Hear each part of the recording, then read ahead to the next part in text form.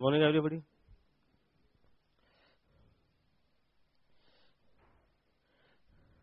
देखिए material science के लिए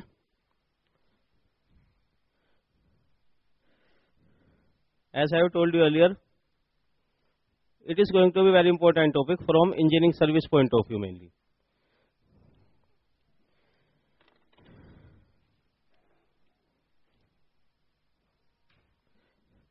एक तो बात है कि जैसे इसके बारे में लगता है कि प्योरली थियोरेटिकल सब्जेक्ट, ये इसमें बहुत कुछ मेमोराइज करना पड़ेगा और बोरिंग है, फिर ये लगता है कि इसे छोड़ दें, तो छोड़ने की तो सोचिए मत इंजीनियरिंग सर्विस के लिए for E and E students, क्योंकि बहुत स्कोरिंग हो जाता है। जैसे ऑब्जेक्टिव में around 12 question out of 120,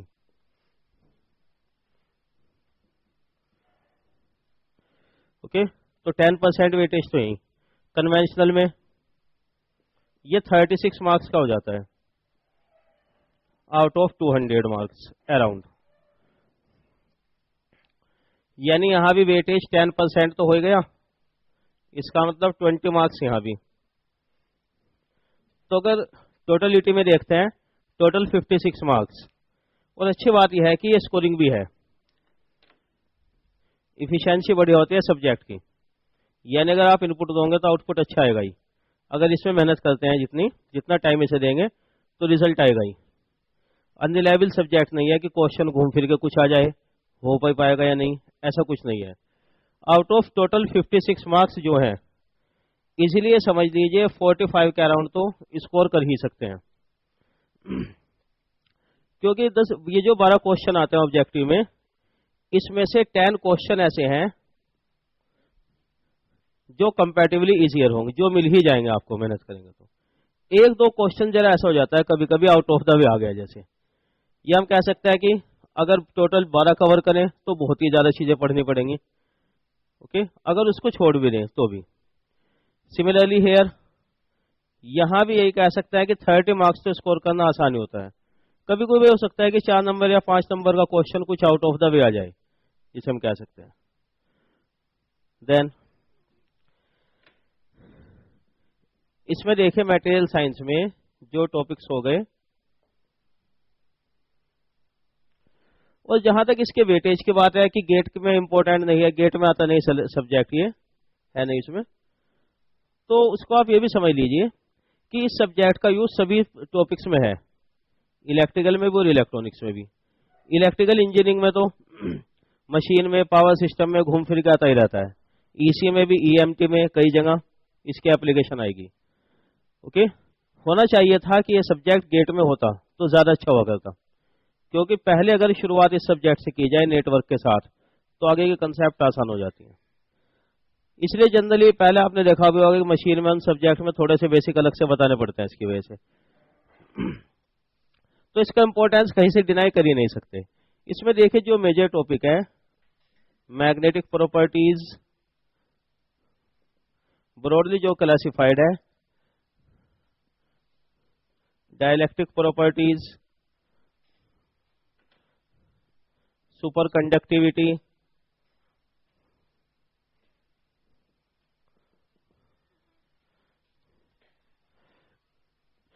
crystal structure, metallic conductor, insulators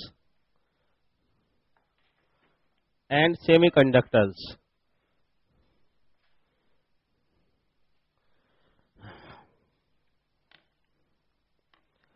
इसके अलावा अगर कुछ और टॉपिक आपको दिखते भी हैं सिलेबस में लिखे हुए, ऑप्टो इलेक्ट्रॉनिक इंस्ट्रूमेंट एटसेट्रा, ये वो, पीजो इलेक्ट्रिक तो इसी में आ जाएगा, don't bother.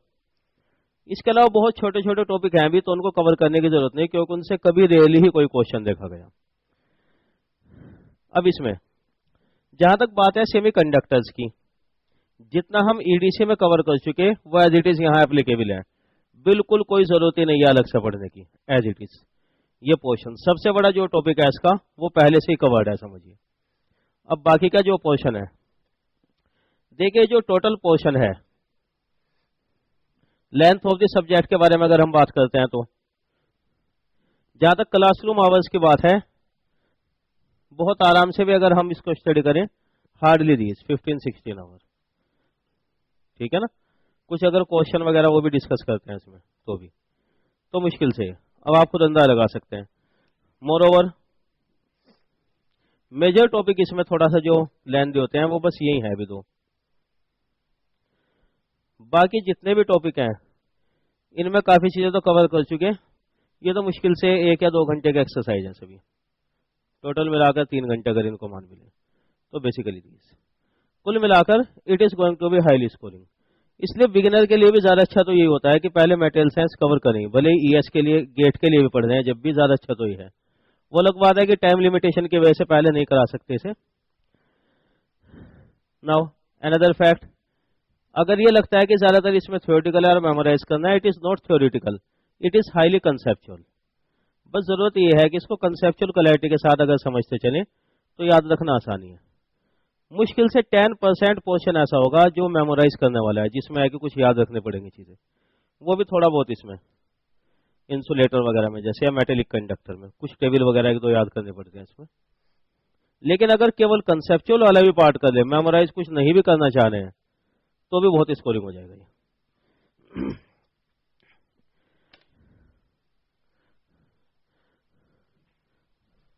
Now magnetic properties, चलिए पहले टॉपिक से स्टार्ट करते हैं।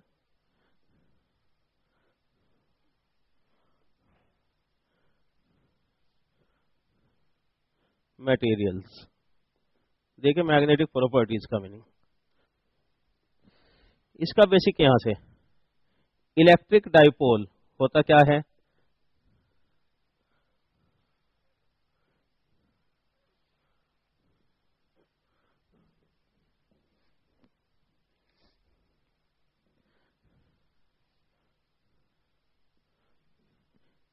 To equal and opposite charges separated by small distance, electric dipole movement.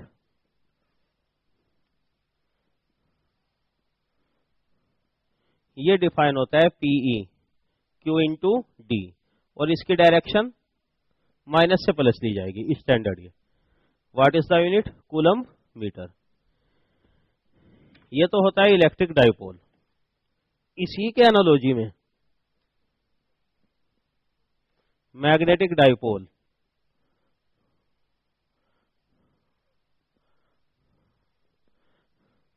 Dipole जहां दो पोल बन रहे हो, जैसे ये एस पोल या एन पोल, ये हो गया dipole. Accordingly direction of flux, direction of magnetic field हम कैसे लेकर चलते हैं? स्टैंडर्ड वे। फ्लक्स की डायरेक्शन बाहर किस से किस तरफ? एन से एस, नॉर्थ टू साउथ।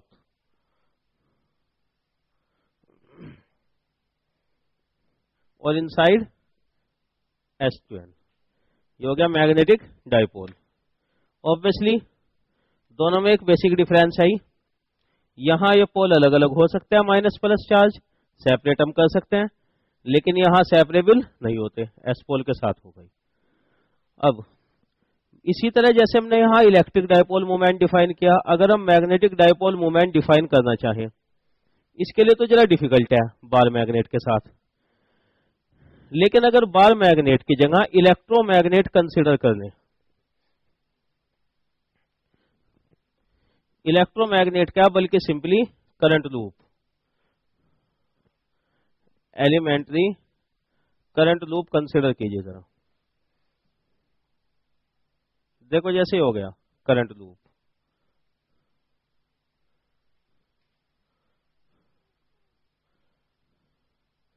ये करंट, ओके, ये एलिमेंट्री करंट लूप है। इसकी एक्सिस, ये रेडियस आर, एरिया, इसकी एक्सिस किस तरफ होती है? एक्सिस होती है line passing through the centre perpendicular, ऐसे होगा परपेंडिकुलर। अब किस डायरेक्शन में? आउटवर्ड या इनवर्ड? यस, आउटवर्ड होगी वो, किसके अकॉर्डिंग डिसाइड होता है? Right hand curl rule. Axis होती है perpendicular and according to right hand curl rule. Right hand curl rule का मतलब, अगर राइट हैंड का कर्ल करंट क्या लोगे ऐसे तो आउटवर्ड, यहां जैसे करंट ऐसे ली गई तो ये आउटवर्ड, करंट क्लॉकवाइज होती तो इनवर्ड। ये तो हो गया इसका फ्रंट व्यू। जरा इसको साइड से बना दें, एक्सिस रिप्रेजेंट करना आसान हो जाएगा। ये इसका साइड व्यू बना दिया हमने। तो देखो परपेंडिकुलर ये रहा सेंटर से, ये रहा। यूनिट वेक्टर बनाए,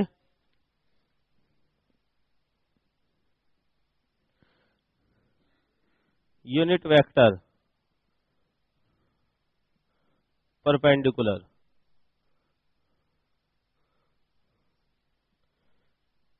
according to right hand curl rule. Right hand curl rule के अकॉर्डिंग यही डायरेक्शन हो जाएगी एक्सिस की। एक्सिस की डायरेक्शन भी यही, तो एक्सिस की डायरेक्शन में यूनिट परपेंडिकुलर वेक्टर हमने डिफाइन कर दिया। Are you getting? सबसे बेसिक मैग्नेटिक डाइपोल हम चाह रहे, तो सिंगल टर्न वाला बस एक करंट लूप, करंट फ्लो हो रही।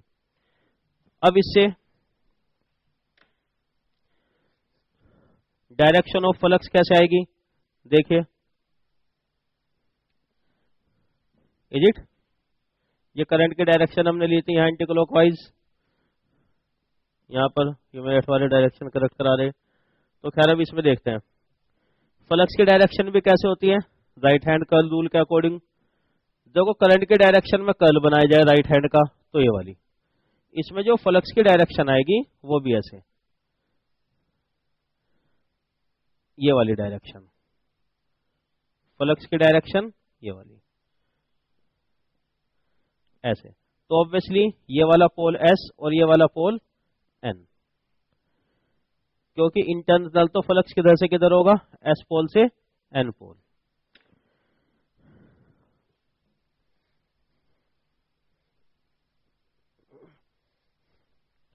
अब इसका magnetic dipole movement,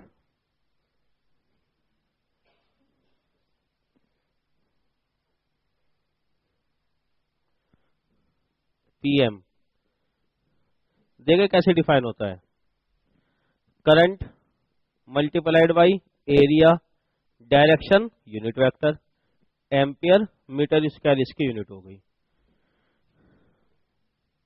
current into area और डायरेक्शन यही वाली। तो डाइपोल मोमेंट की डायरेक्शन भी यही आती है इस तरफ, ये रहा dipole moment right hand curl rule के according. Okay, dipole moment, magnetic field भी इसी तरफ प्रोड्यूस होती है, डाइपोल मोमेंट भी इधर, यूनिट परपेंडिकुलर वेक्टर एक्सिस, ये सारे एक ही डायरेक्शन में। इस तरह हम डिफाइन कर सकते हैं। अब इसका रिप्रेजेंटेशन दो तरीके से, इसलिए जनरली कभी कभी रिप्रेजेंटेशन में हम लूप भी बना देते हैं ऐसे, और ये डायरेक्शन, या सिंपली बस ऐसे भी कि PM केवल ये, वो डिपेंड करता है, दोनों ही रिप्रेजेंटेशन रहेंगे।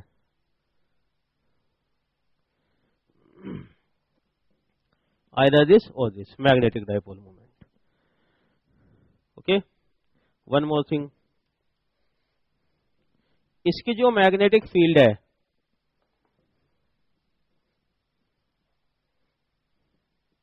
Magnetic field intensity produced by dipole, dipole का मतलब magnetic dipole, H proportional PM, ऐसे लिखो H प्रोपोर्शनल I यानी H प्रोपोर्शनल PM। देखिए जैसे हम कहते हैं कि every current carrying conductor produce a magnetic field, dipole भी तो एक करंट कैरिंग कंडक्टर की तरह हो गया। इसकी जो मैग्नेटिक फील्ड है वो किस पे डिपेंड करता है, करंट I, और डाइपोल मोमेंट भी I के प्रोपोर्शनल है, तो फाइनली H प्रोपोर्शनल PM। और डायरेक्शन भी दोनों की सेम, एच और पी है मेरा। तो खैर, I hope you are getting now. अब जरा डायपोल के बारे में दो चार कंसेप्ट और देख लें।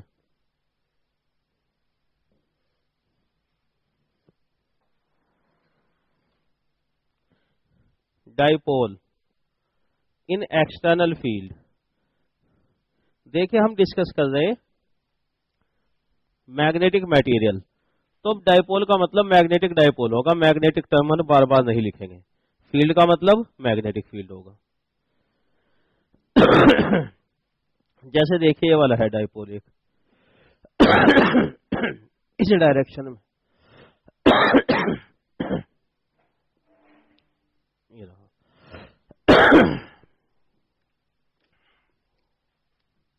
यहां है, ये है एक्सटर्नल फील्ड। इस वाले डायपोल की फील्ड नहीं है ये, इस वाले डायपोल के अपने मैग्नेटिक फील्ड तो इसी के डायरेक्शन में होगी, ये एक्सटर्नल फील्ड है। What will happen, as we know, अगर किसी मैग्नेटिक फील्ड में करंट कैरिंग कंडक्टर होगा, उस पर क्या अप्लाई होगा, फोर्स अप्लाई होगा या नहीं, there is a force and torque, BIL sine alpha लिखते हैं हम। तो डायपोल भी तो एक उसी तरह हो गया ना, करंट कैरिंग कंडक्टर। तो डायपोल पे फोर्स या टॉर्क जो लेगा वो कैसा आएगा, टॉर्क ऑन द डायपोल, उसी कंसेप्ट से रहा, PM into h sine theta, ये एंगल थीटा। ओके, अब देखो टॉर्क जीरो कब होगा, अगर थीटा या तो जीरो हो या 180 डिग्री, इन दो केस में जीरो हो सकता है। गेटिंग,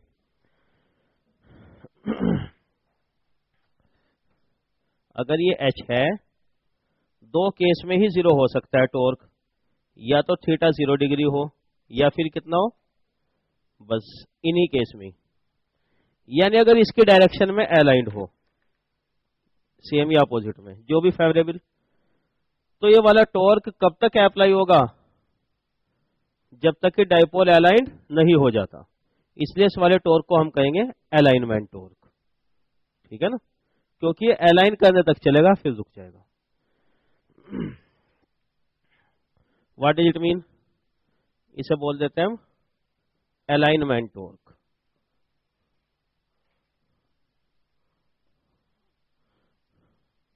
ये अलाइनमेंट टॉर्क, और कंक्लूजन क्या हुआ, अगर मैग्नेटिक फील्ड में डायपोल रखा जाए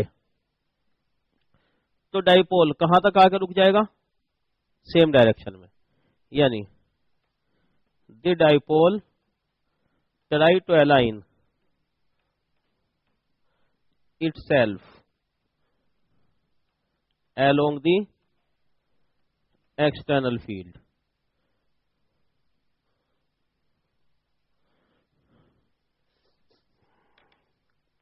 वो डिपेंड करता है फेवरेबल सिचुएशन क्या है, जैसे यहां पे 0 की तरफ या 180 की तरफ भी जा सकता है, वो डिपेंड करेगा कि जैसे H यहां है, PM इधर है, तो फिर इस तरफ आ जाएगा, ये जिधर भी शॉर्ट डिस्टेंस पड़ेगी, डिफरेंट मटेरियल में अलग अलग। इज दिस क्लियर, हो गया अलाइनमेंट टॉर्क। तो डायपोल अगर एक्सटर्नल फील्ड में है। नाउ वन मोर थिंग, अगर डायपोल घूम के यहां तक आके रुक जाएगा, यानी डायपोल थीटा एंगल से अगर घूम रहा है, ओरिएंटेशन हो रहा है, तो कुछ ना कुछ एनर्जी चाहिए होगी, मैग्नेटिक फील्ड को कुछ वर्क डन करना होगा, work done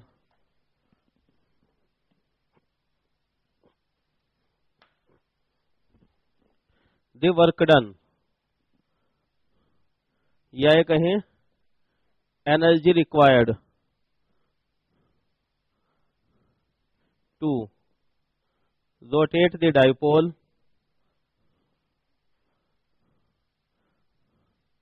by angle theta. कितना work done, PM into H 1 minus cos theta. Proof इनके इलेक्ट्रोमैग्नेटिक्स के अकॉर्डिंग हो जाते हैं, थोड़ा जरा लेंथ दिया इसलिए हम डिस्कस ही नहीं कर रहे इसमें। ये हो गया वर्क डन, एक्सटर्नल फील्ड में अगर है ये। Now another result,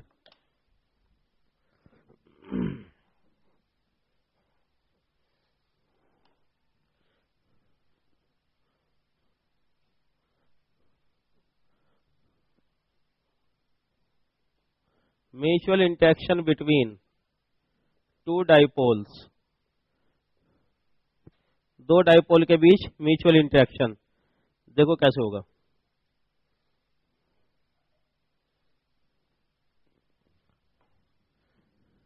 mutual interaction between two dipoles in this manner.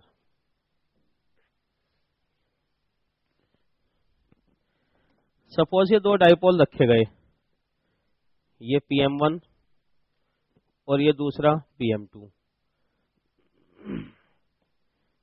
Angle alpha between them, let us see what would happen. देखिए जरा, दो डाइपोल ऐसे हैं, इस वाले डाइपोल की जो मैग्नेटिक फील्ड है वो किस डायरेक्शन में होगी, इसके अपने डायरेक्शन में। क्लियर? नाउ इस PM2 के लिए ये वाली जो फील्ड है एक्सटर्नल फील्ड हो गई या नहीं, तो ये जो PM2 है इसकी तरफ जाना चाहेगा, यानी किस तरफ टॉर्क लेगा, ऐसे। इस वाले डाइपोल की जो फील्ड है H2, PM1 के लिए ये एक्सटर्नल फील्ड, ये भी इधर आना चाहेगा। तो किस तरीके का टॉर्क लग रहा है यहां भी, अलाइनमेंट टॉर्क।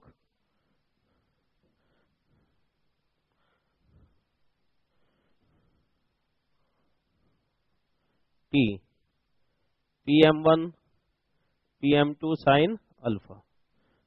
टॉर्क जीरो कब होगा, जब अलाइंड हो जाए, पैरेलल में या एंटी पैरेलल में, यानी जब तक टॉर्क अप्लाई होगा या नहीं।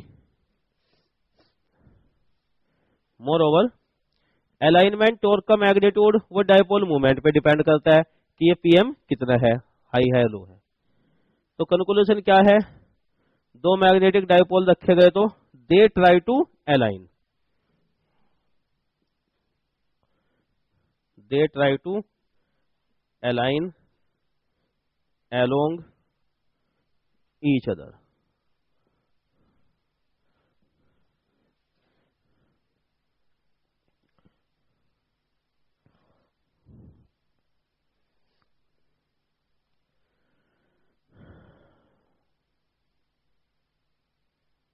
Okay,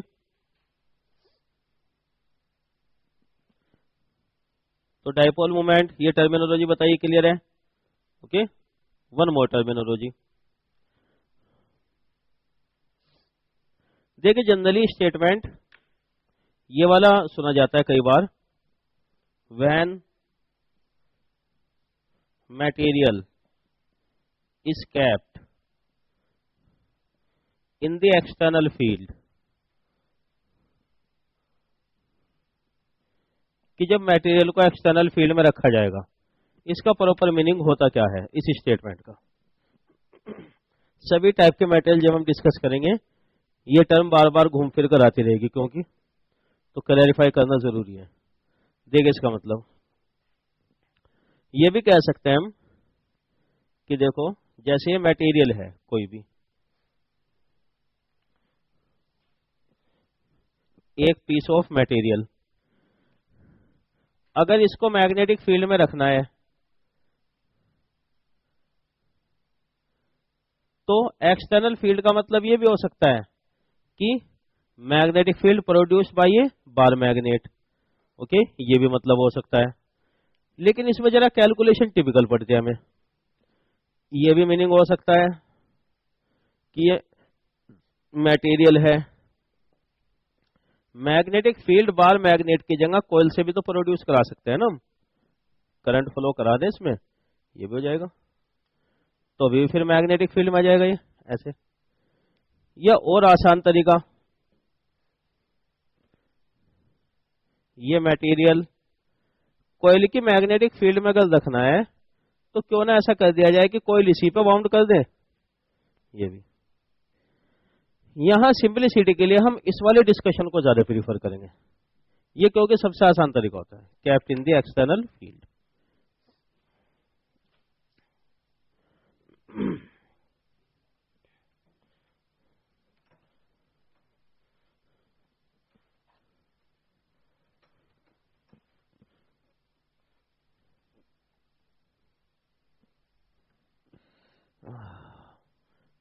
लाइक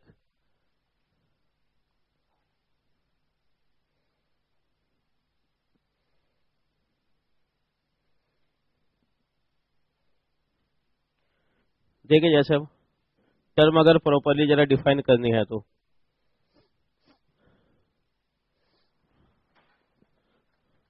ये कॉइल यहां बाउंड कर दिया हमने इस जगह, current following I, number of turns N, n0 turns, ये वाली जो लेंथ हो गई इस पाथ की मटेरियल की L, मैग्नेटिक फील्ड ये देखिए, यहां पर क्या प्रोड्यूस होगा, H जो अप्लाई किया गया, ये फ्लक्स की डायरेक्शन। तो इस केस में मैग्नेटिक फील्ड इंटेंसिटी और मैग्नेटाइजेशन फोर्स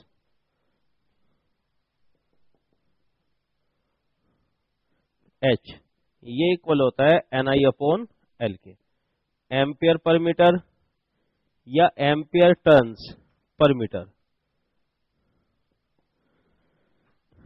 यूनिट तो एम्पियर पर मीटर ही होगी, लेकिन इसको एम्पियर टर्न्स पर मीटर भी लिख देते हैं।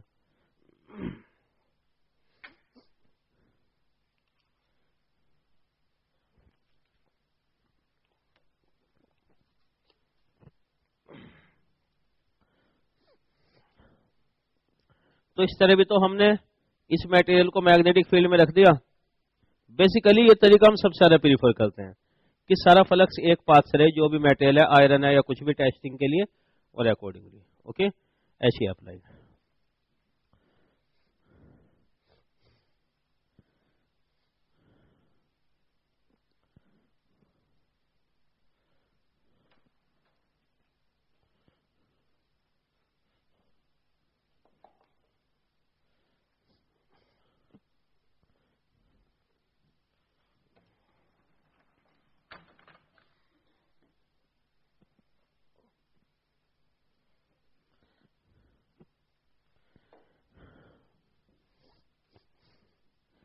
मैग्नेटिक फील्ड इंटेंसिटी या मैग्नेटाइजेशन फोर्स।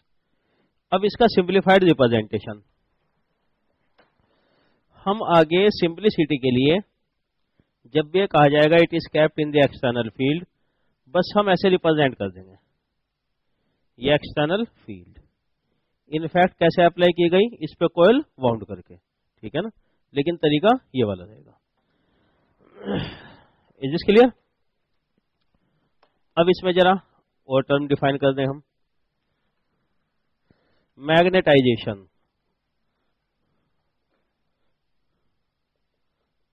एम, ये कैसे डिफाइन करेंगे,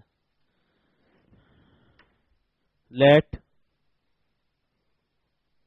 there are n dipoles per unit volume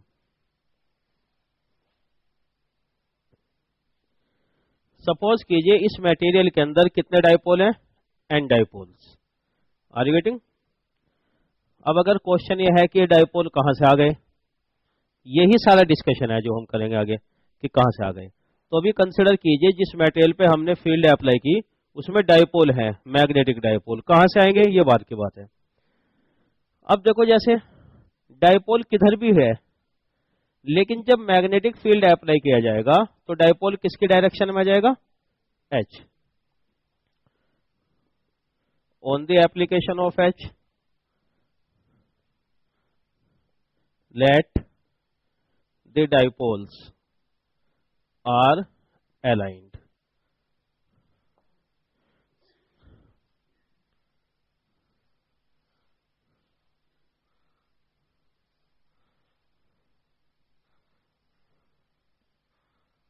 ये डाइपोल इसी तरफ अलाइंड हो गए।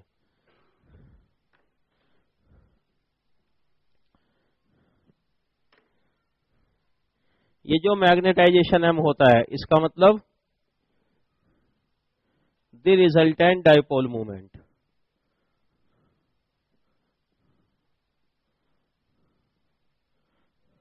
पर यूनिट वॉल्यूम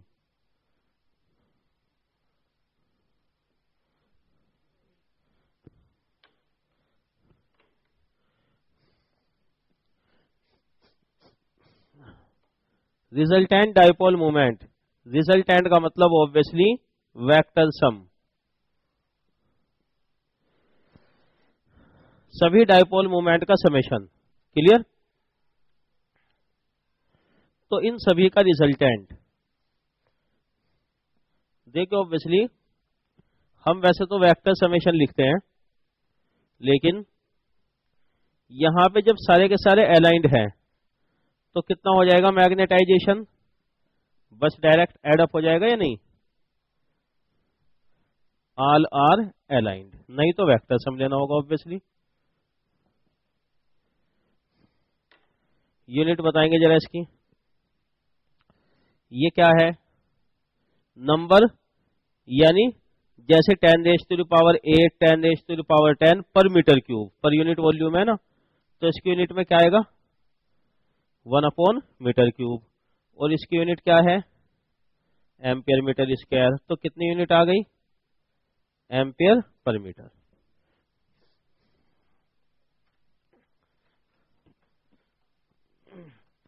ओके, तो अभी कंसिडर करके चलो, इसमें बहुत सारे डाइपोल हैं, एन डाइपोल्स हैं, वो अलाइंड हो गए।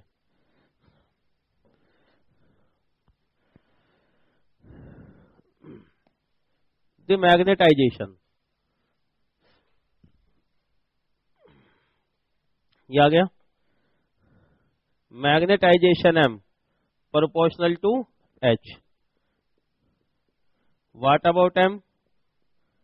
काई M इंटू H। मैग्नेटाइजेशन क्यों प्रोड्यूस हुआ? H की वजह से। ये कांस्टेंट काई M, ये होता है काई, लिखा ऐसे जाता है लेकिन ये बोला ऐसे जाएगा काई। तो काई M मैग्नेटिक ससेप्टिबिलिटी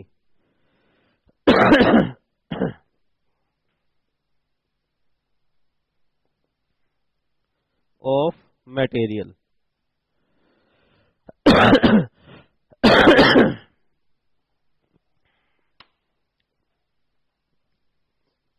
यूनिटलेस, इसकी कोई यूनिट नहीं होगी। क्यों?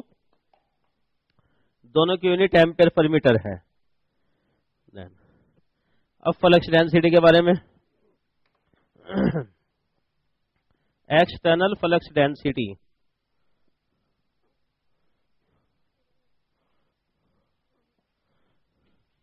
देखो नहीं, यहां पर अगर हम फ्लक्स डेंसिटी लिखें,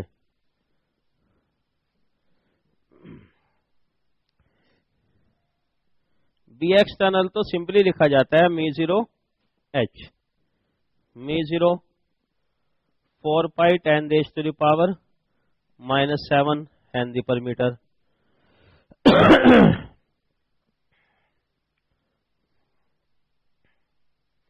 परमेबिलिटी एयर और vacuum.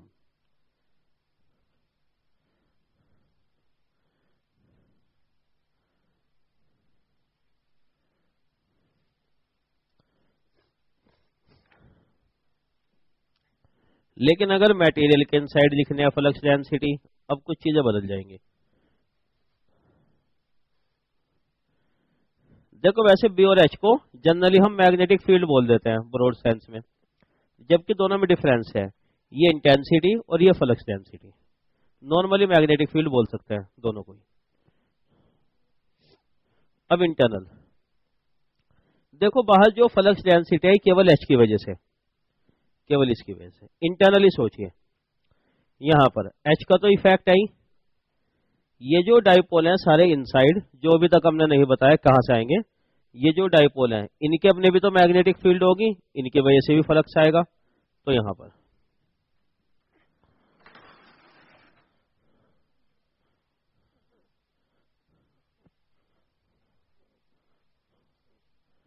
Internal flux density B μ0H plus μ0 M। Getting? यहां M का भी इफेक्ट है सारे डाइपोल के रिजल्टेंट का।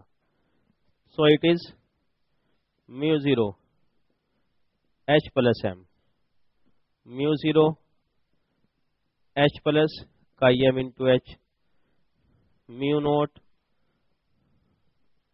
1 plus chi M into H,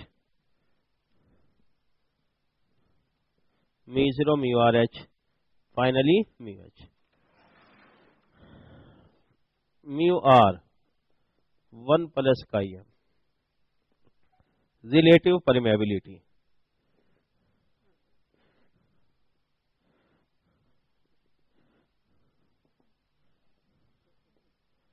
of material, और μ0 μr ये कहलाएगी एब्सोल्यूट परमेबिलिटी, वो रिलेटिव और ये एब्सोल्यूट।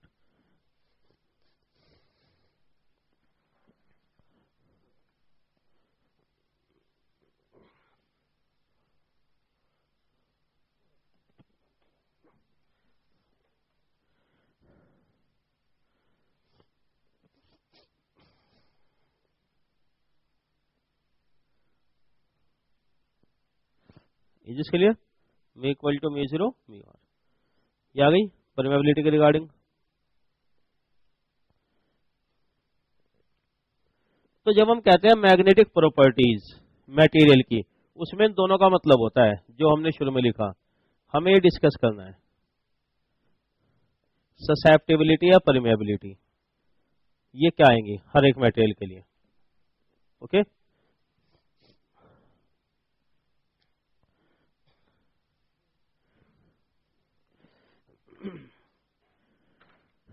देखिए, अगर μr की वैल्यू 1 के आसपास है, it is said to be non magnetic material.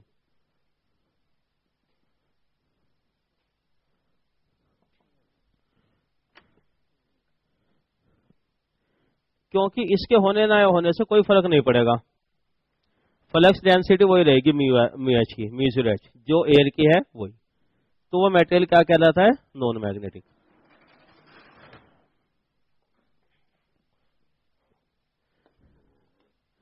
लेकिन अगर μr हायर हो, it is said to be magnetic material.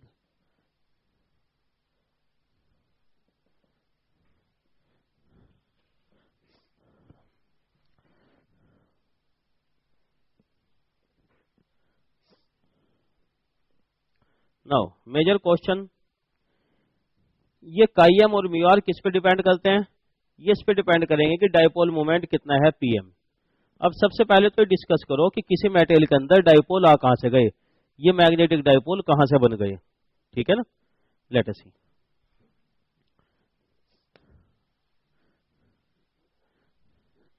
Atomic dipole movements,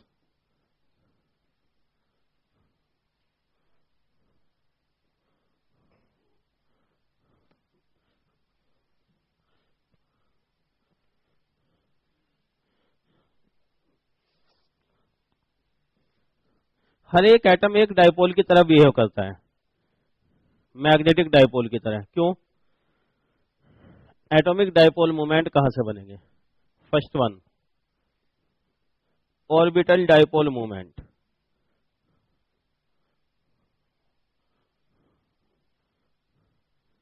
PM orbital.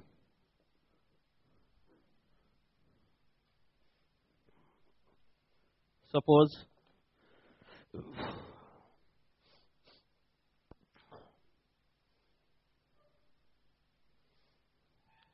देखिए, एटम में ये न्यूक्लियस, ये रहा, electron is moving surrounding this electron, अगर ये इसके चारों तरफ इस डायरेक्शन में मूव कर रहा है, ये वेलोसिटी इसकी v है, angular velocity omega 0 suppose, electron nucleus के अराउंड मूव करता रहेगा ऐसे, ओके।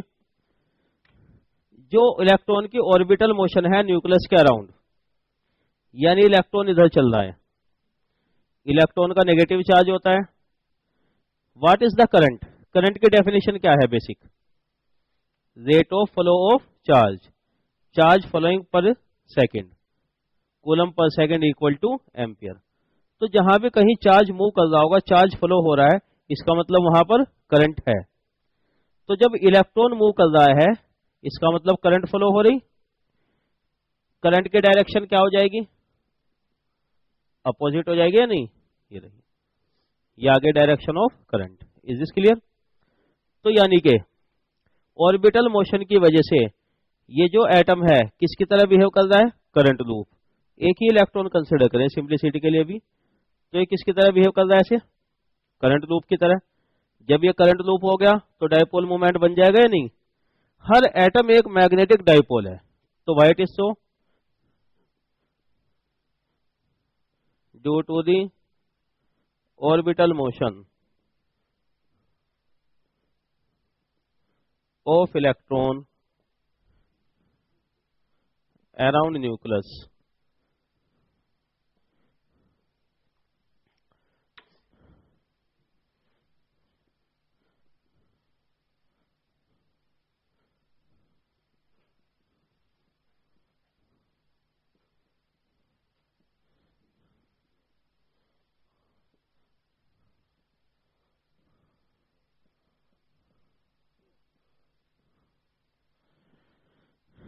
इलेक्ट्रॉन की अगर वेलोसिटी ओमेगा 0 है तो ये आ गया।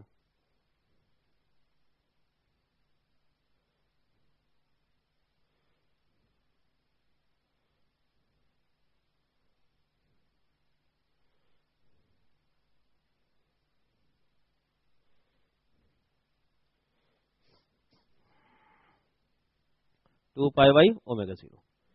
अब करंट कैसे डिटरमाइन की जाए?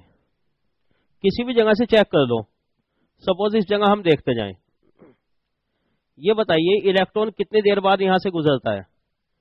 हर कितने सेकंड बाद? t0 सेकंड या नैनो सेकंड जो भी आए, हर t0 सेकंड के बाद इलेक्ट्रॉन यहां से गुजर रहा है। यानी हर t0 सेकंड में कितना चार्ज गुजर रहा है यहां से? E के equal 1.6 10⁻⁻⁻19 the charge flowing in t0 second किसके इक्वल? E के। चार्ज फ्लोइंग इन 1 सेकंड किसके इक्वल आ जाएगा? E by t0। What is this?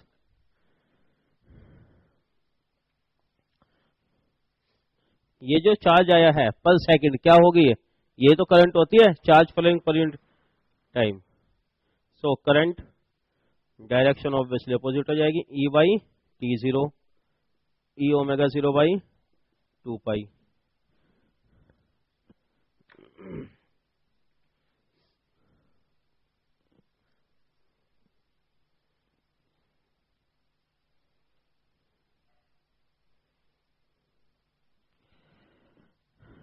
Atomic radius R. तो ये जो एलिमेंट्री करंट लूप है इसका एरिया कितना हो जाएगा? Pi R square. क्यों? देखो अगर ये रेडियस आर है तो करंट लूप का एरिया कितना हो जाएगा? Pi R square. बताइए इसका डायपोल मोमेंट। अब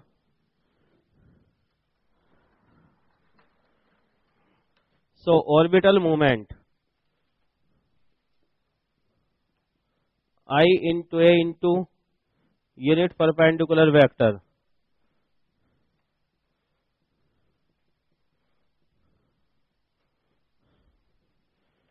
half E omega 0 R square eta।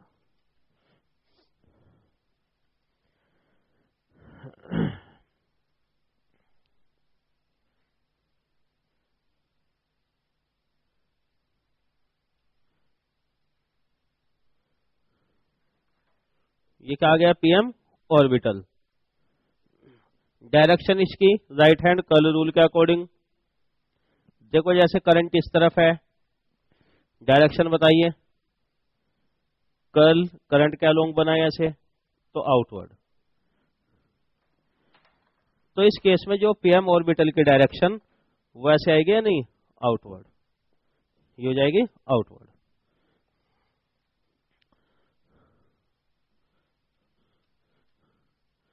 तो एक डायपोल मूवमेंट किस वजह से हो गया, orbital motion. Another spin dipole movement,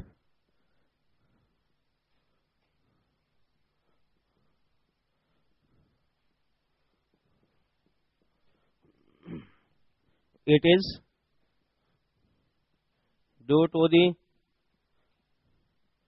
spin of electron around its own axis, इसके अपने एक्सिस के along, like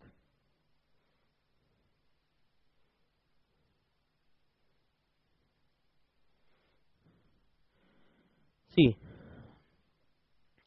the motion of the electron around the nucleus कैसे होती है, motion of earth around the sun. इसके चारों तरफ तो जैसे अर्थ की मोशन होती है सन के अराउंड, किसके चारों तरफ तो है ही, साथ ही साथ अपनी एक्सिस के अलोंग भी है, ठीक है ना। जैसे ये अपने एक्सिस के अलोंग भी और इधर भी घूम रहा है, लाइक ए टॉप, लट्टू की तरह से अपने एक्सिस पर भी और वैसे भी चारों तरफ। तो ये जो इलेक्ट्रॉन का स्पिन है, जब इलेक्ट्रॉन, ये भी तो एक करंट लूप की तरह हो गया नहीं, इसकी वजह से भी क्या होगा, spin dipole movement. Are you getting?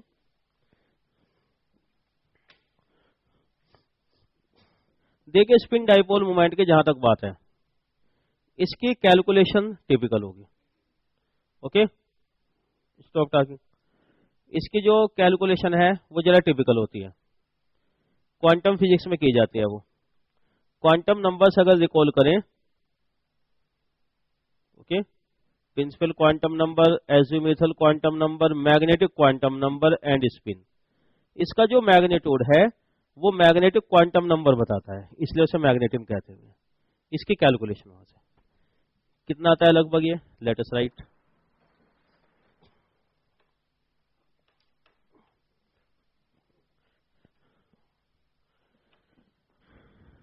PM spin, spin dipole moment equal to 9 point something, exact देख लेना, 10⁻24 ampere per metre square.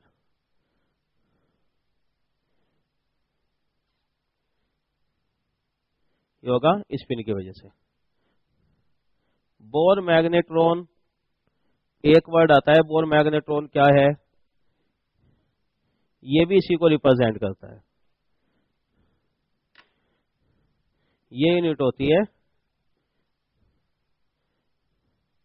Represents spin dipole moment.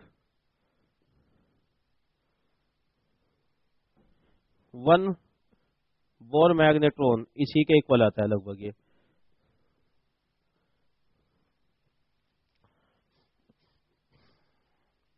तो बोर मैग्नेट्रॉन इसकी यूनिट, ये डायरेक्ट क्वेश्चन आ जाता है, क्योंकि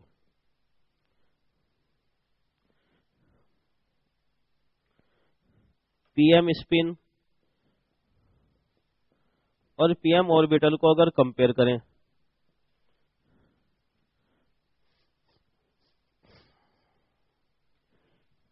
देखिए एक इलेक्ट्रॉन के दो डायपोल मोमेंट हो गए किसी एक पर्टिकुलर इलेक्ट्रॉन के लिए, एक तो उसके ऑर्बिटल मोशन की वजह से और दूसरा उसके स्पिन की वजह से।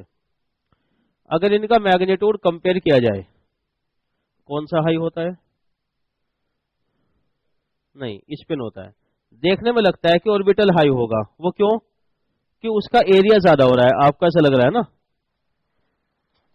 हमें अपेयर हो रहा है कि ऑर्बिटल वाले का एरिया ज्यादा है, इसका तो एरिया बहुत कम हो जाएगा।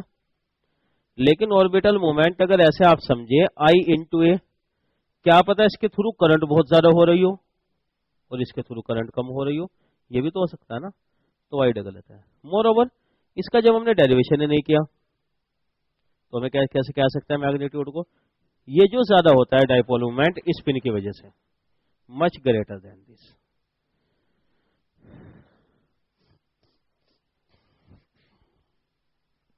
स्पिन वाला हमेशा डोमिनेटिंग होगा किसी एक इलेक्ट्रॉन के लिए। ओके, तो दो तो आ गए, ऑर्बिटल और स्पिन। एक और होता है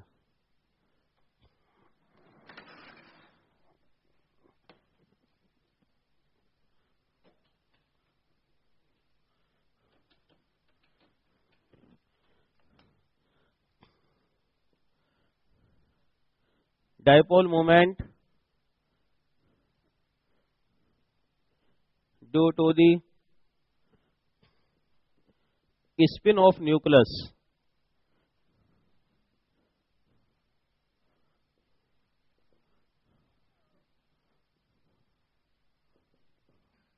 around its own axis।